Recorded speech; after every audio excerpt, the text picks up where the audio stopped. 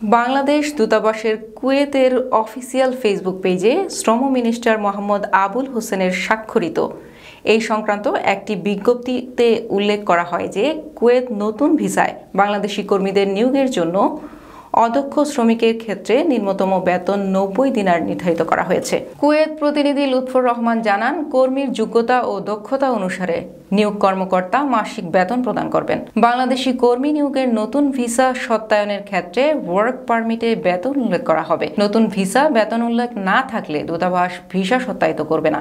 এতে উল্লেখ করা হয় যে ১ আগস্ট থেকে কুয়েতে নতুন ভিসা খাদেম গৃহকর্মী ভিসা মাসিক বেতন ন্যূনতম ১২০ দিনার এবং বাসা সেফ বা ড্রাইভার ন্যূনতম বেতন ১২০ দিনার বাধ্যতামূলক। এছাড়াও ভিসা ১৮ নম্বর বেসরকারি চুক্তি আকুদ আহলি অদক্ষ সাধারণ শ্রমিক কৃষি পরিচ্ছন্ন ও প্রহরী দৈনিক ৮ ঘন্টা কাজ ন্যূনতম বেতন ১২০ দিনার এবং দক্ষ শ্রমিক বিভিন্ন ক্যাটাগরিতে সর্বনিম্ন বেতন ১৫০ দিনার।